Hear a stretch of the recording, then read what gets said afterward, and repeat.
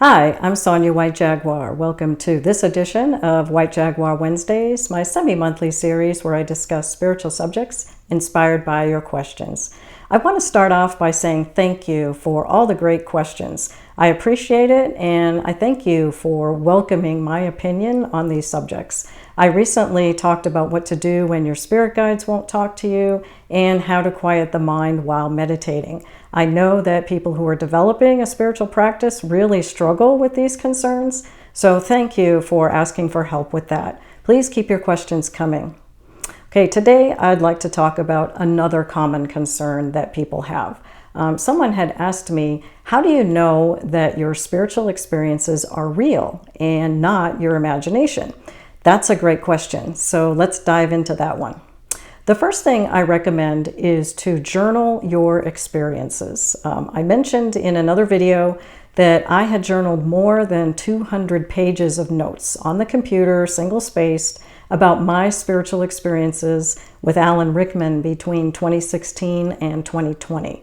That's a lot of notes over a long span of time.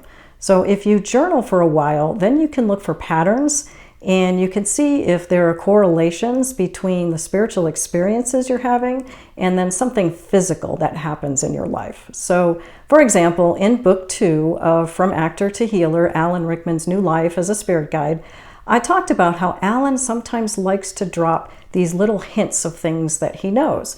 So one day, this was back in 2020, he kept repeating to me, you won something, you won something. And there was a drawing later that day where I work. A big screen TV was being raffled off. Alan was telling me that I won the TV. When the drawing took place later that day, I won. I was shocked that Alan knew that and told me. Now, just recently, a couple weeks ago, he did something like that again. I was standing at the bathroom sink, and he appeared in my mind's eye, and he started dancing all around me. He was dancing up a storm, and he didn't stop for 5 minutes. He was very happy about something, and he wanted me to know.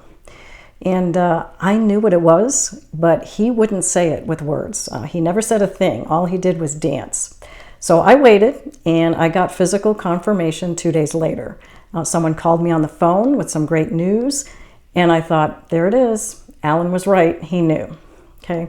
So I journal these experiences so I can look back at the patterns. I see how Alan communicates with me, and I see what that time frame is between the hit that I get from him and then the physical manifestation afterward. Okay. Be observant, be patient, and don't be too emotionally attached to the outcome. Okay. Another way to test information that you receive spiritually is to ask questions using multiple methods.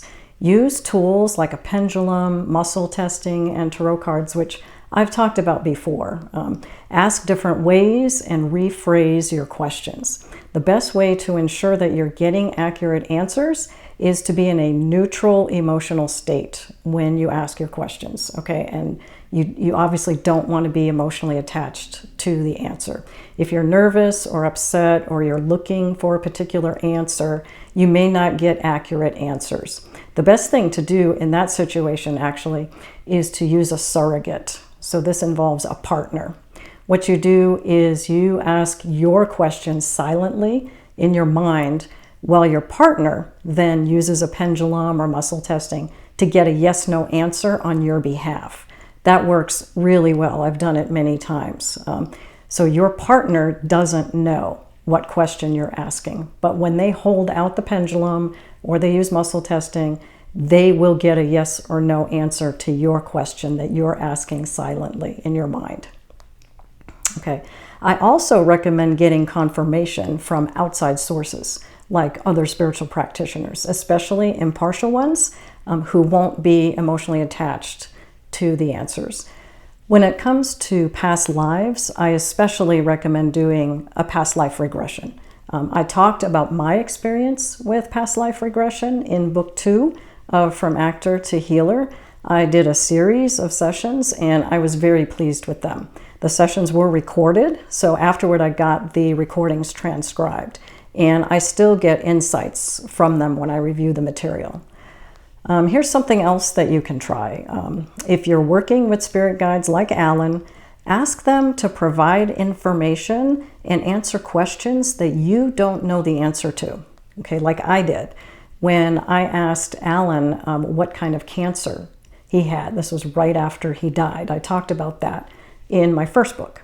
Okay, then in book 2, I told the story how Alan had casually mentioned to me that he was familiar with Vivaldi's home country, Italy, while I was playing some Vivaldi concertos.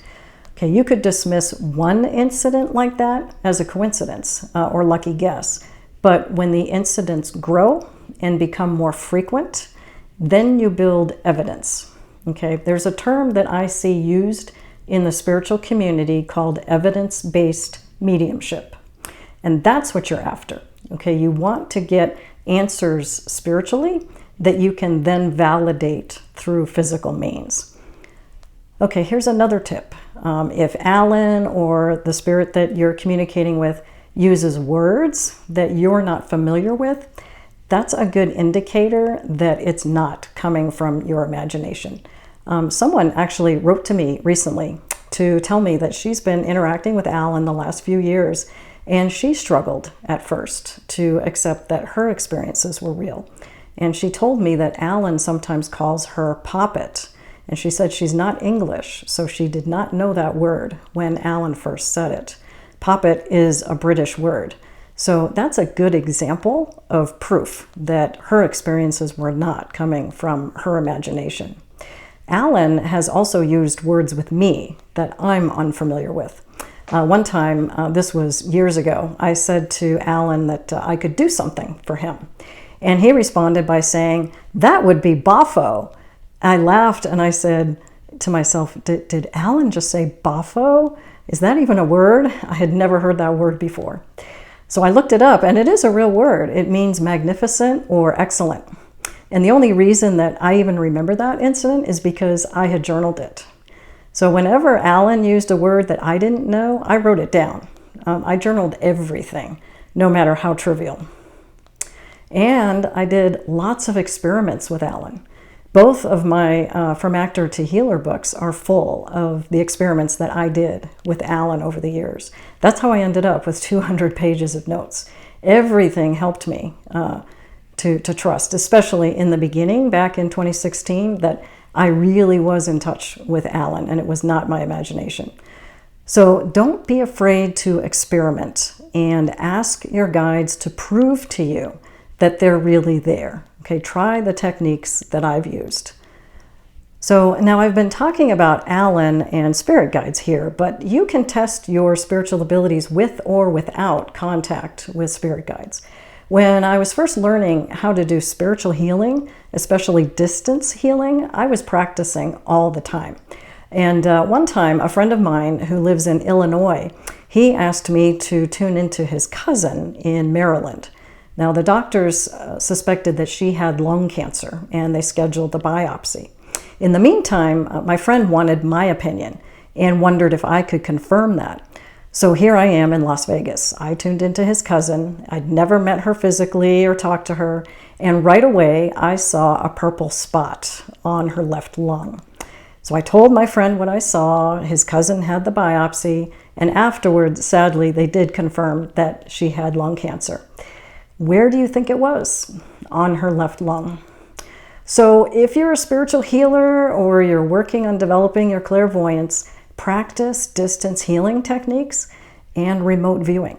Okay, and then afterward, get physical confirmation of what you saw. That will definitely help you to trust that your spiritual experiences are real and not your imagination. And it doesn't have to just be people either. Okay, I especially recommend practicing with physical objects. You know, ask spiritually what the chemical composition of something is, for example, or ask what the medicinal value is of a particular plant. Okay, then look up the answer and get physical confirmation. You can work your higher sense perceptions, like a muscle. So don't be afraid to practice. Now I'll give you an example of something I'm working on right now. I do a lot of shamanic work, which involves working with the elements, water, earth, fire, and air. And there's a severe drought here in Las Vegas and in the southwestern United States. And I'm concerned about the future of our water supply. So right now I'm doing shamanic work to help with that. And every time I invoke the spirit of the water for help, my area gets a deluge of rain.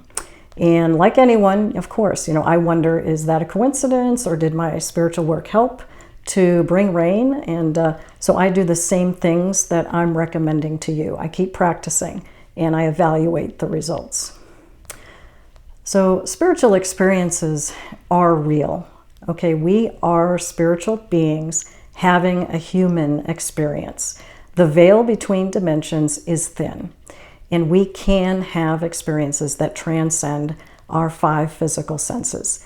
If you've had spiritual experiences that you're embarrassed to talk about, there's no reason to be embarrassed.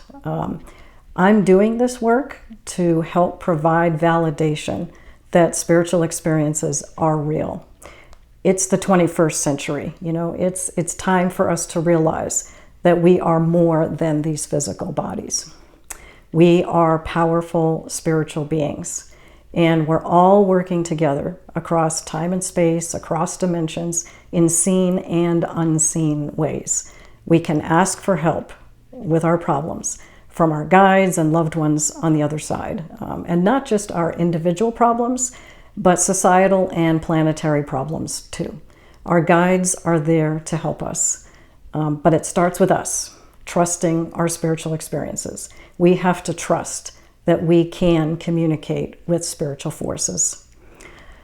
So the last thing I'd like to recommend is to look for community support. Find like-minded people that you feel safe sharing your spiritual experiences with.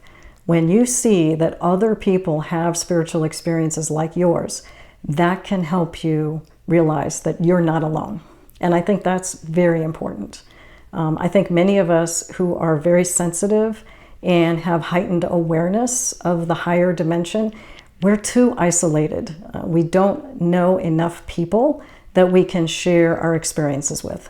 And there's a reason that organized groups in the world are successful. There's strength in numbers. And unfortunately, our Western society just doesn't promote celebrating our true spiritual nature, which is a shame. I've been circulating in my local spiritual community now for more than 20 years, and that support has greatly helped me and given me the confidence to do this work. Incidentally, a couple people have told me that they found my work after Googling channeling Alan Rickman. They'd had spiritual experiences where Alan paid them a surprise visit and hung around, and they didn't know what to make of it. So that prompted them to look online for more information, and that's how they found me. Over the past year, many people have written to tell me about the spiritual experiences that they're having with Alan, and I really appreciate that. I'm very pleased that I can be a resource and that my work is helping. So please, don't be afraid to reach out and share your experiences with me if you don't feel comfortable sharing with other people. Okay, I'd like to end this video by inviting Alan to join us now and send healing energy for a few moments to help you to strengthen your spiritual connection so that you'll feel more at ease trusting your spiritual experiences. Okay, so go ahead and make yourself comfortable, and I'll invite in Alan.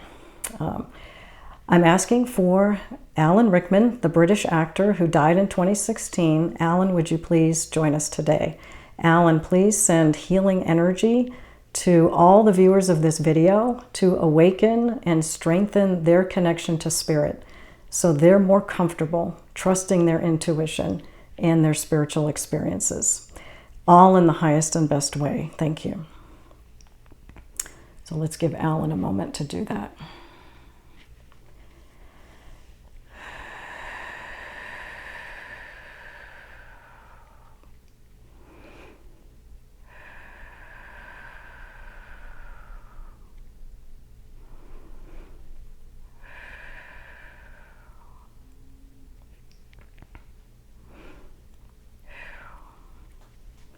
Thank you, Alan. I felt like a column of light go through me and like ground me and center me, in the earth. It felt very strengthening. So thank you, Alan. I hope that you felt that. Okay, well, I've got more questions to answer. So if you found this video helpful, please, subscribe to my channel so that you'll be notified when the next video is posted. You can also sign up for my newsletter and get notified that way. I send out newsletters twice a month. They contain inspirational messages from Alan and exclusive sneak peeks at my books in progress. When you sign up, you'll also receive my free guide, How to Quiet the Mind While Meditating, which has a variety of techniques in it to help you make the most of meditation. If you have a question that you'd like answered in a future video, feel free to leave a comment below or email me at sonya@sonyawhitejaguar.com. Thanks so much for watching. I'll see you next time.